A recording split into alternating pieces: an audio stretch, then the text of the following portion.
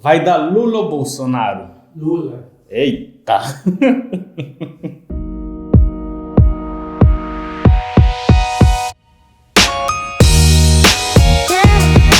Sejam muito bem-vindos, meus executivos e executivas. O vídeo de hoje é para falar um bocadinho de política. Por quê? Porque política, economia, sociedade, todos se correlacionam. Não tem como a gente ficar de fora disso. Ainda mais tratando de Amilcar Tingelesi, uma pessoa que está meio dividida entre Angola e Brasil. De alguma forma, essas políticas interferem diretamente naquilo que é a minha realidade cotidiana, uma vez que sou acionista de uma empresa também no Brasil, atuo no mercado brasileiro e de alguma forma isso me afeta. Mas a grande questão é, Lula ou Bolsonaro? Essa é a questão. Durante esses dias de campanha eleitoral, muito tem se visto por parte de várias figuras a manifestarem de alguma forma seu apoio intencional a favor ou contra um candidato. Mas, na verdade, muitos até percebem o que de fato se passa, mas os outros não percebem o que de fato se passa.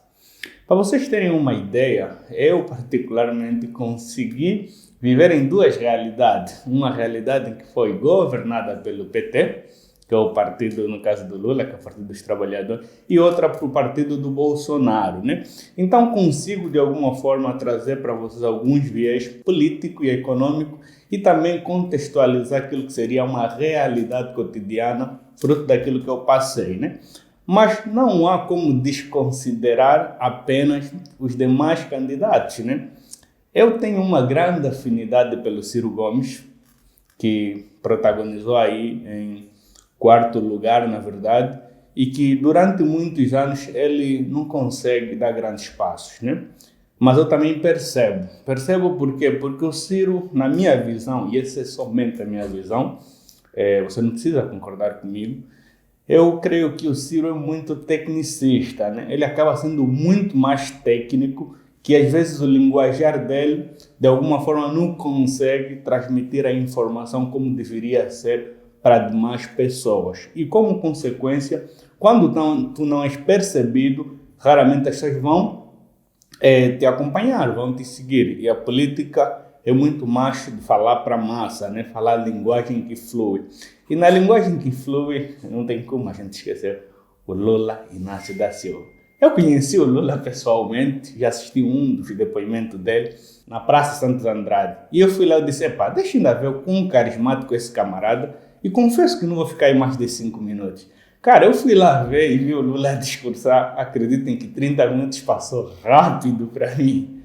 Eu não consigo vos explicar, mas posso vos dizer categoricamente que após vários escândalos de Lava Jato daqui, Mensalão dali e tantos outros escândalos, o Lula conseguiu ainda voltar mais protagonizado naquilo que seria basicamente a tendência e a intenção de voto. Isso por quê? Isso porque, independentemente da popularidade que o Bolsonaro foi ganhando ao longo dos tempos, né? Porque o Bolsonaro, na minha visão ainda mais uma vez, ele se elegeu por uma questão em que estávamos em um período onde havia muita reticência por parte dos eleitores, onde não saberiam em quem votar, porque o Lula estava sendo condenado e estava sendo substituído pelo Haddad. O Haddad não tem um grande histórico e uma grande popularidade, e também, digamos aqui, ele não é um grande orador como é o Lula, e que, apesar dos apoios manifestados pelo Lula,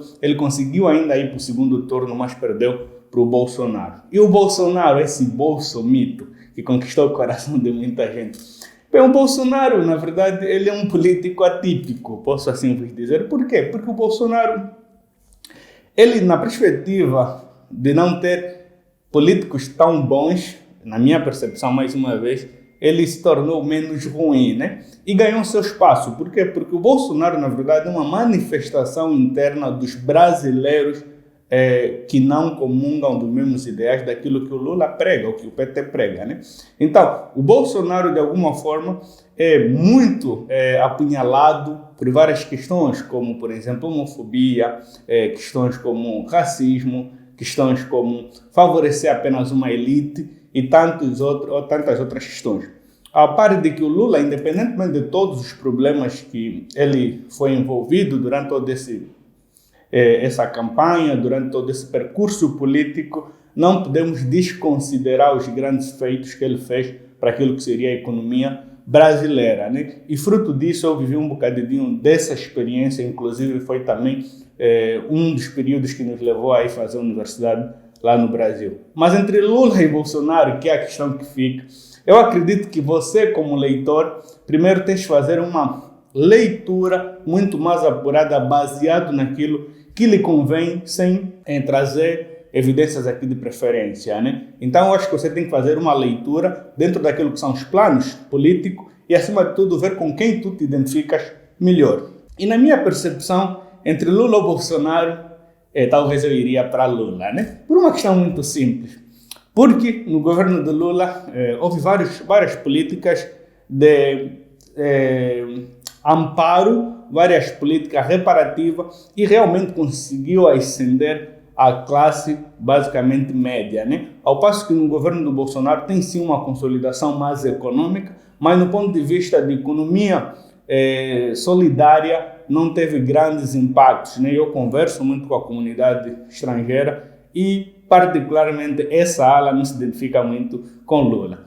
Com Bolsonaro, no caso, sim com Lula. Entre um ou outro, o que nós queremos é que seja um governo capaz de dar resposta às realidades que o Brasil enfrenta e levar esse Brasil adiante. Se você curtiu o documentário, comenta aqui e me diz aí se você vai com Lula ou com Bolsonaro e por quê. No mais, nos vemos por aí e salut!